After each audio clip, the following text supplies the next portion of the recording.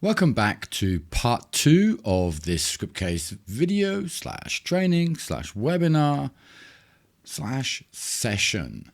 So in this part we are going to have a quick look at the database, the various tables that are available to us, and which of course we will be working with so that we can create the platform, or the loaning platform or rental platform, however you want to put it. So we have here, if I zoom in a little bit, we have here the SC loans table. And within this table, we have the family objects, a loaned table, loan detail table, objects, persons, as well as then the SEC users. So let's have a quick look, first of all, here at the family objects. So within the family objects, we are storing an ID number, as well as the name of the family. So in this case, we have tools, electronics, goods, as well as various. Of course, we can go ahead and modify this once it is set up, and we can add any other families of objects in here. Now, whether you want to call them families, or whether you want to call them relationships, or whatever it may be. But this is how we then organize our objects table. So let's have a quick look then at the objects table, following on from this one.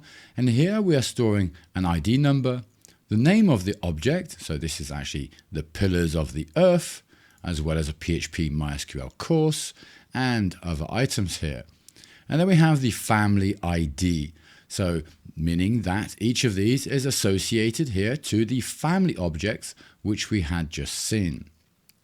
We have here also an image stored, as well as the state of this current object. So currently we have this one here as available, and we also then have an active status. So we can actually hide it or remove it from the user interface just by clicking the active status, and then the object would no longer be available for rental, for instance. So then we have our next table here. If I come back up here to loaned, here we are storing an ID, the person ID, so the person who is actually renting or loaning this item, the object ID, so that would then be the objects table, which we had just seen a few moments ago, as well as then the date from when that object or that item was then loaned out to that user. And then we also have the current state. So for this item, for instance, it has been returned already, or it would be loaned, meaning it is still out of the house and somebody has it and they just have not returned it yet. Okay, so then below the loaned, we also have then the loan detail.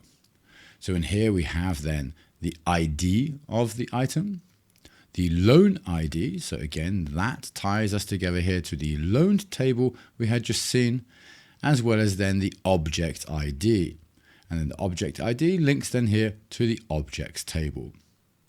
We have then also the date of this loan, the transaction being start or returned, and then we also have the details, so object loaned or object returned.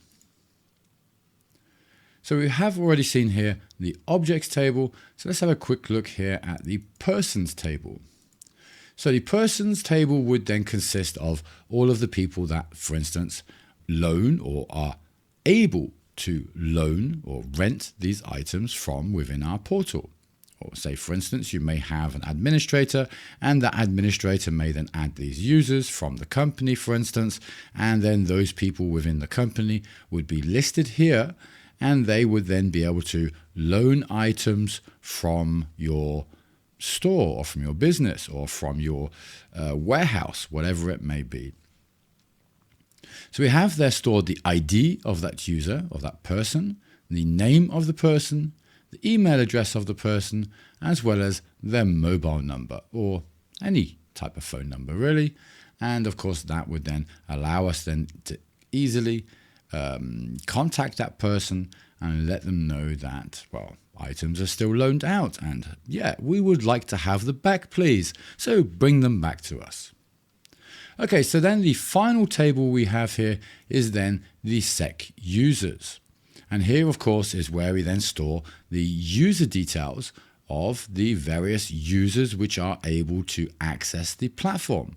So here I only have at the moment the login for admin, a password, the name, an email address, the status being active, so an active status, so yes or no, Y or N, as well as an activation code which the Scriptcase security system can also email that user, verifying that the new user that has signed up to use the platform actually exists. Okay, so this way, if somebody accesses your platform and registers on that platform, then the platform will email them. They will verify that email, that email address is correct because they will receive an email from the platform, and they would then, of course, access that and add here the activation code.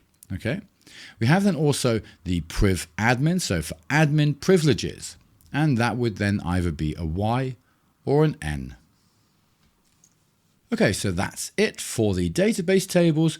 We will come back in the next video and we will start to generate as well as develop our new template / project that we are working on this week. So thank you for watching, and I'll see you again in the next video.